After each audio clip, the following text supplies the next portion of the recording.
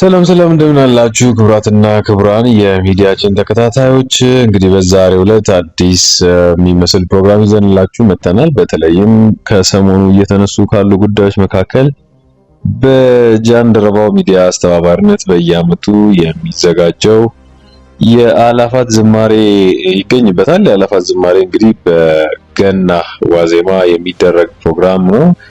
በዘንድሮ ዓመት በሚሊኒየም አዳራሽ እንደሚደረግ ታስቦ የነበረ ቢሆንም አሁን ላይ ግን ወደ መስቀል አደባባይ ሄዷል። ከመስቀል አደባባይ የሚደረገው ፕሮግራም የመዝሙር ጥናት እንደተጀመረ በኢጃት ማህበር በኩል ማስታወቂያ መነገሩን ተከትሎ ብዙ ውዝግቦች ተነስተዋል። ከውዝግቦቹም መካከል ምናልባት የኦርቶዶክስ ልምድ ባህል ያልሆኑ ነገሮች አዳራሽና በተለይም ደግሞ ወደ አደባባይ ነገራቶችን የመውሰድ የነገሮች እየተስተዋሉ ነው የሚል ብዙ ክርክሮች ከዚህኛው ወገን እየተነሱ ነው። ከዚያኛው ወገን ደግሞ ሃይማኖታችንን ለማስከበር በአደባባይ መዘመራችን ይጠቅመናል፣ ይረዳናል እንጂ ከዚህ ያለፈ ትርጉም ሊሰጠው አይገባም የሚሉ ክርክሮች ተነስተዋል። እንግዲህ ባልደረባይን በዚህ ጉዳይ ላይ እንድነጋገር ጋብዣለሁ። አብራችሁ እንድትቆዩ በአክብሮት ነው የምጋብዘው። እንደምን አለህ? ሰላም አመሸህ ሆይ? እንዴት አመሸህ? ሰላም ነው? እግዚአብሔር ይመስገን እኛ ሰላም ነን። እንግዲህ ቀደም ብዬ ባነሳሁት ጉዳይ ላይ በተለይም ደግሞ ከዚህ ከጃንደረባው ትውልድ አዘጋጅነት የሚታወቀው ይሄ የአእላፋት ዝማሬ ይታወቃል። እንግዲህ ከሰሞኑ የተነሱ ሁለት ክርክሮች አሉ። በዚህኛው ሳይድ ያሉት አካላት የሚሉት ምንድነው? የዚህ የአእላፋት ዝማሬ መምጣት ምናልባትም በአደባባይ እንዲከበር በአዳራሽ እንዲከበር መደረጉ አሁን ላይ ቤተክርስቲያን ያለችበትን ነባራዊ ሁኔታ አያሳይም። የዓለም ሀገራት ስለ ኢትዮጵያ ኦርቶዶክስ ተዋሕዶ ቤተክርስቲያን ትኩረት እየሰጠች ባለችበት በዚህ ሰዓት እኛ ነጭ ለብሰን እንዳልተበደልን በአርሲ ያሉ ሕዝብ እንዳላለቀ ወተን የምናሳይበት ጊዜ አይደለም። የመዝሙር ሳይሆን አሁን የጸሎትና የንስሐ ጊዜ ነው መሆን ያለበት የሚሉ አሉ። ከዛም በተጨማሪ ደግሞ የኢትዮጵያ ኦርቶዶክስ ተዋሕዶ ቤተክርስቲያንን ወደ ሚዲያው የማምጣት ትውልዱ ከወንጌል ይልቅ አጨብጭቦ እልል ብሎ ወደ እግዚአብሔር የተመለሰ እንዲመስለው አርቲፊሻል የሆነ አስተሳሰብ አእምሮ ላይ እንዲያርፍ ከማድረግ የዘለለ ጥቅም የለውም። ስለዚህ ይህን ነገር መቃወም ይኖርብናል የሚሉ አሉ። በዛኛው ወገን ደግሞ እኛ ወቅቱን መዋጀት አለብን፣ ቲክቶክም ዩቲዩብም ሁሉም ነገሮችን ተጠቅመን ሃይማኖታችንን ማስቀጠል አለብን፣ እንደዚሁም ደግሞ የሚደረገውን መዝሙር እንደግፋለን የሚሉ በሁለት ጎራ ተከፍሎ እንግዲህ ጭቅጭቅ እየተመለከትን ነው የሚገኘው። እንግዲህ አይተው ይሆናል ብዬ አስባለሁ። እንዴት ትመለከተዋለህ ይሄን ነገር? አዎ አሁን ያልከውን ነገር በአጠቃላይ ለማየት ሞክሬያለሁ። የተወሰነ ነገር ግን እኔ አሁን መሀል ላይ ለመሆን ነው የሞከርኩት እና ሁለት አይነት ነገር ነው። አንደኛ ያው መዝሙር እንደምታውቀው አንዱ የማመስገኛ ዘዴ ነው አይደለ?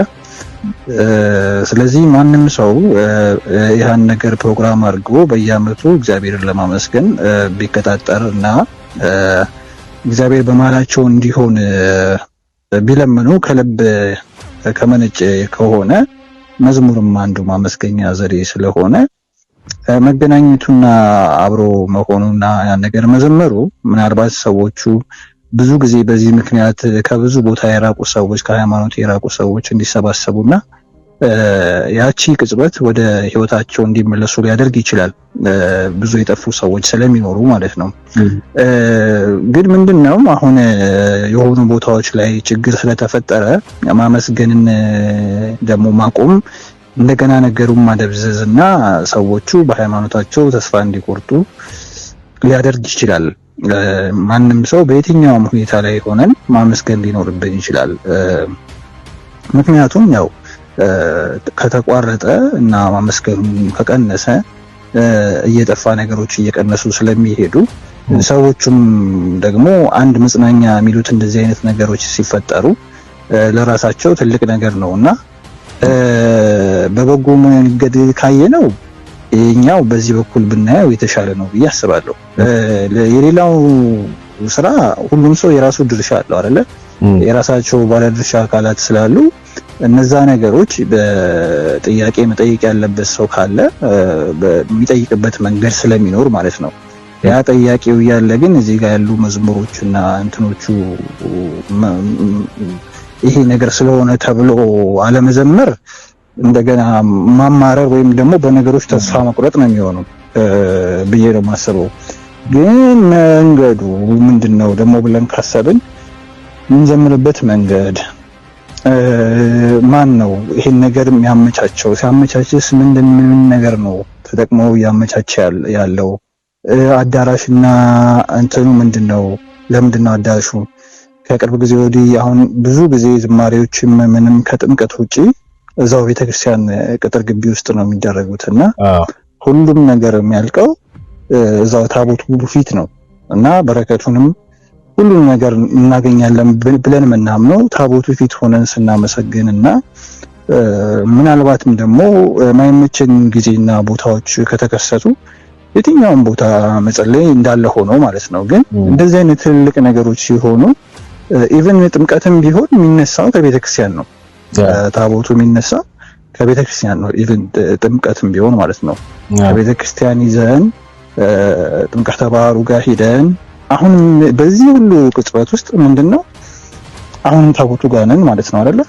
ስለዚህ ከዛ ሳንርቅ ነው በክብር በስርዓት የምናከብረው እና ይሄ አዳራሽን መውደድና አዳራሽን የሆነ ነገር ለመጠቀም መሞከር በጊዜ ልማድ ብዛት ቀስ በቀስ አዳራሽን እኮ ችግር የለውም ዋናው ማመስገኑ ነው እየተባለ ወደ ሌሎች ሃይማኖቶች የመመሳሰል አይነት ነገር ሊፈጠር ይችላል ማለት ነው። ይሄ ደግሞ ትንሽ ውስጥህን አላረለ ነገሮችን አሁን ለምሳሌ ታቦት ፊት ስትቆም ፈሪሃ እግዚአብሔርህ እና እዚህ ውጭ ሆነህ ደግሞ እንደው ስታመሰግን ያለ ፈሪሃ እግዚአብሔር በጣም ይለያያል። በቃ በራሱ የራሱ የሆነ እንትን ስላለው ማለት ነው የራሱ የሆነ ቃል ስላለው ቤተክርስቲያን ቅጥር ግቢው ሆነ ስታመሰግንና እንደው ዝም ብለህ አዳራሽ ውስጥ ሆነ ደግሞ በዛ ላይ እነዛ አዳራሾች ከዛ በፊት ሙዚቃዎች ምናምን የተለያዩ ነገሮች የሚካሄዱባቸው ቦታዎች ናቸው እና እንደ እግዚአብሔርን ቃል ስንጠራ ሁሉም እግዚአብሔር ቃል የሚጠራበት ቦታ ላይ ቢሆን ጥሩ ነው። ምክንያቱም የሚያንስ ቦታ ስለማይኖር ስለሌለ ማለት ነው። ሌሎች ስለሆኑ ሳይሆን አንተና እኔም ቁጭ ብለን የሆነ ቦታ ካመሰገንን ብዛቱ አይደለም ትልቅነቱ። ጥያቄያችን መማጸንን አይደለ? መለመንን ማመስገንን አይደለ? ስለዚህ ያልተስማማውበት ነገር የሆነ ቦታ ላይ የሆነ ችግር እያለ ማመስገን የለብንም። እሱ አያስማማም። የትም ቦታ የፈለገው ችግር ሊፈጠር ይችላል። ግን በሁሉም ቦታ ውስጥ በችግርም ውስጥ ሆነን ማመስገን እንዳለብን ነው ሃይማኖታችን የሚናገረው። ስለዚህ አስተምሮቱም እንደዛ ስለሆነ ማመስገን ያወርብናል። ግን ስናመሰግን ግን አይኑ ይገባኛል የሰው ብዛት ሊበዛ ይችላል ተብሎ ወይ ምናምን እንደዛ ቢሆንም በቃ በምንም አይነት መንገድ ቤተክርስቲያን ውስጥ ቢሆን ለኔ በጣም ስሜት ይሰጣል። ስታነባ ስታልክ ስትዘምር መቼም እየሳካ አይደለም ማለት የምትዘምረው የሆነ ውስጥን ሲነካት በእግዚአብሔር ጋር መታወራ ስለሚመስልህ ልመና ነው አይደል? መዝሙር ተማጽኖ ነው መዝሙር። ስለዚህ እንደዛ ሲሆን ቤተክርስቲያን ውስጥ ሆነ ስትዘምር ውስጥህ በጣም አንዳንድ መዝሙሮች አሉ አይደል? እንደውም ስንዘምር እኮ በደም እንዳንጨፍር እኮ ይከለከላል። የጭፈራ እንዳይመስል ነገር አለ። ለምንድነው? ልመና ስለሆነ ተማጽኖ ስለሆነ ነው። በዜማ ተማጽኖ ስለሆነ ነው። ፈጠን ያሉ መዝሙሮች ምናምን ነገሮች ቀስ በሉ እንደዚህ አይደለም ምናምን የሚባለው ማለት ነው። ምክንያቱም ወደ ውስጥ በጣም ስንመሰጥ እንደው ዘፈን እንዳናስመሰለው ስለሚጋብዝ ማለት ነውና እንደነዚህ አይነት ቦታዎች ዘፈንም ምንም ሲዘፈንባቸውና እንትን ሲልባቸው የነበሩ ቦታዎች ስለሆኑ በአንድ በኩል ቀለል አድርገን የማየት ሃይማኖታችንን እንደው ቀለል አድርገን፣ ሁለተኛ ደግሞ ከሌሎች ጋር እኩል የመለካካት ያህል እንዳይመስል የፉክክር ያህል እንዳይመስል እሱ ነው የሚያስፈራኝ እንጂ እውነት የማመንና የመማፀን ጉዳይ ከሆነ ቤተክርስቲያን ብዙ ቦታ አላት። ኢቭን ተከፋፍለው እኮ ዛሬ የአላፋት ዝማሬ ቀን ነው ተብሎ ሁላችሁም በየቤተክርስቲያናችሁ ሄዳችሁ አመስግኑ። ቀላል እኮ ነው። በቃ ትክክል ነው። በየቤተክርስቲያን በየአጥቢያ ቤተክርስቲያናችሁ ሄደ ልክ ስግደት እንደምንሰግደው መስገድና ማነው መዘመር እንችላለን። ሁሉም ቦታ በእርግጠኝነት ሙሉ ነው የሚሆነው። ስለዚህ ሁሉም ታክሲ ለመያዝ የሆነ ነገር ለእንትን ለማለት ምናምን ነገር እንትን አይልም። የትኛውም እንትን ቦታ ላይ እኮ በቃ ቢታወጅ ራሱ እንዳዋጅ አባቶች ቢያውጁ። ሁለተኛ አባቶች ፈቃድስ ምን ያክል ነው? ምክንያቱም ሁሉም ነገር አባቶች ሲባርኩ ሲፈቅዱት ነው እንትን የሚለው አይደለ? ስለዚህ በእንደዚህ አይነት ደግሞ ሃይራርኪ ያለች ቤተክርስቲያን ስለሆነች አንዱ የፈቀደውን አንዱ ያደረገውን ስለሆነ የሚደረገው እንደዛ ቢሆን እንኳን አይደለም አዲስ አበባ ብቻ የትኛውም ኢትዮጵያ ውስጥ ዓለም ውስጥ በተመሳሳይ ሰዓት ቤተክርስቲያን ውስጥ መዘመር ይቻላል። እና ይሄ ነው ሐሳቡ። ትክክል ነው። አሪፍ ነጥቦች ነው ያነሳው። በዋናነት የኛና ዓላማችን ምንድነው? ሚዛናዊነት ላይ ያረፈ ሐሳብን መስጠት ነው። ከሁለቱም ወገን ለመወገን አይደለም። በእርግጥ አሁን ሁለት ነገሮችን ነው እንደ ስጋት ማነሳው። አንደኛ ልምምዱ ወዴት እየወሰደን ነው የሚል እንግዲህ በኢትዮጵያ ኦርቶዶክስ ታሪክ እኔ በማቀው በእኔም ልምድም ቢሆን አዳራሽና አደባባይ ለእንደዚህ አይነት ነገሮች ስንጠቀም የመጀመሪያ ነው። ይሄ በዚህ ሰዓት እየመጣ ያለ አዲስ ልምምድ ነው ማለት ነው። ስለዚህ ለመዘመር አዳራሽን የሚጠቀሙት ሌሎች ሃይማኖት አካላት ናቸው። የእነሱን እናከብራለን። እሱ አክብረው ሲወጡ እኛ ተተክተን ወይም የኦርቶዶክስ ተዋህዶ አማኞች ተተክተው እነሱ የሚያደርጉትን ነገር ለማድረግ መሞከር ወደ ሚዲያው እየወጡ ወደ ፍክክሩ መግባቱ በራሱ እኔ ትክክል ነው የሚል እምነት የለኝም። በተረፈ ግን ትላልቅ ሊቃውንት የምንላቸው ሰዎች ጥያቄዎችን እያነሱ ነው፣ መመለስ ያስፈልጋል። እንደ ማህበር እነዚህ ጥያቄዎች ሲነሱበት ኢጃትም ሆነ የጃንደረባው እነዚህ ነገሮች የመመለስ ግዴታ ይኖርበታል። ምክንያቱም ሰው ኮንፊውዥን ውስጥ መግባት ስለሌለበት ማለት ነው። ከሚያነሳቸው ጥያቄዎች መካከል እንደው አጠር አድርጌ ብነግርህ ለምሳሌ ወደ አደባባይ የምንወጣባቸው ዋነኛ በዓላት አሉ። እነዛ በዓላት ህዝባዊ በዓልነቱን ለማክበር የሚደረጉ ናቸው እንጂ የተለየ ፕሮግራም ተሰጥቷቸው አይደለም። በቃ ከድሮ ጀምሮ የነበረ ልምድ ነው። አደባባይ በዓላት ናቸው፣ ህዝቡ ይሰባሰብባቸዋል። ስለዚህ በዛ መንገድ እንወጣለን። አሁን ግን ለምንድነው ለምሳሌ የገና ብቻ ነው አላፋት ዝማሬ ያለው? የገና ብቻ የሚደረግ የአላፋት ዝማሬ ምን ለማድረግ ታስቦ ነው? ወጣቱ ልክ ገና ሲመጣ ቀጥታ ትዝ የሚለው የአላፋት ዝማሬ፣ ስለዚህ ሄዶ ዘምሮ ወደ መምጣት እንጂ በዓሉ ምንድነው እንዴት ነው የሚከበረው ቤተክርስቲያን ሄዶ ማስቀደሱ ላይ ምኑ ላይ እየቀረ ሊመጣ ነው። ስለዚህ አቴንሽኑ ወደዛ ሰርሞኒ እየሆነ መጥቷል እና ከሁለት ነገሮች ጋር ያገናኙታል። አንደኛ ከማንቂያው ደወል ከሚባለው ፕሮግራም ጋር ማንቂያው ደወል የሚባል ነበረ፣ በመምህር ምረታዊ ይዘጋጀ ነበረ። እሱ ፕሮግራም አሁን የለም።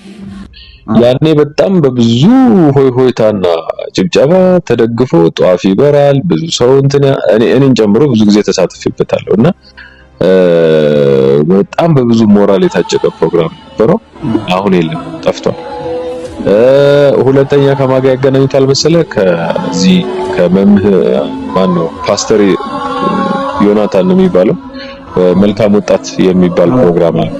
እሱም እንደዚህ ወጣቱን በኢነርጂ በሞራል ሰብስቦ የሆነ ሰዓት ላይ እንትን ማለት ከዛ በኋላ ኮንክሪት የሆነ ነገር ሳያደርስ የሚሄድበት ፕሮግራም አለና ልክ ከእንደዚህ አይነት ነገሮች ጋር እየተገናኘ ነው የሚገኝ ነገር ነው። ስለዚህ ድጋሚ መታሰብ የሚኖርበት የሚመስለኝ ቅድም ለምሳሌ ምህላ ላይ እንደሚደረገው በየአጥቢያ በየአቅራቢያችሁ እየሄዳችሁ በመዝሙር አሳልፉ እንደ አዋጅ ቢታወጅ ሁሉም ሰው የሚያደርገው ከራሳችን ጀምሮ እና አዳራሽ አደባባይ እንደዚህ አይነት ነገሮች ወደ ኢትዮጵያ ኦርቶዶክስ ተዋህዶ ቤተክርስቲያን እንዲገቡ መፍቀድ ያለብን አይመስለኝም። በሌላ አንግል ግን በእርግጥ መዝሙር ቢዘመር ያስደስታል እንጂ ማንም የሚከፋ የለም እና በቦሌ መድኃኒዓለም ብዙ ጊዜ ተደርጓል። ቦሌ መድኃኒዓለም በጣም ሰፊ ቦታ ነው። ከመስቀል አደባባይ አንሷንስ የማመስገኛ ስፍራ ነው። በቃ ሰውን ሰብስቦ ማድረግ ትችላለና ከቤተ ክርስቲያን ቅጽር ግቢ ውጪ የሚደረጉ ነገሮች ስቲል በአንክሮና በጥንቃቄ ሊታዩ ይገባል። የሰውንም ፈሪሃ እግዚአብሔር የሰውንም አስተሳሰብ ወደ ሌላ መንገድ እየወሰዱት ነው የሚል ሐሳብ ነው የሚነሳው። እንግዲህ አብዛኛውን ዲስከሽን ለተመልካቾቻችን እና ለተከታታዮቻችን እንተዋለን።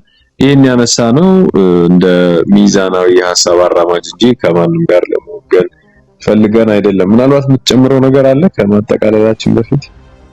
አብዛኛውን ነገር ብለናል።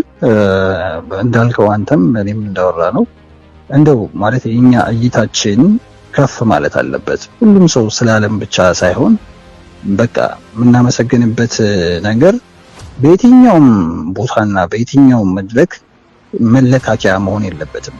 በቃ ስናመሰግን እናመሰግናለን።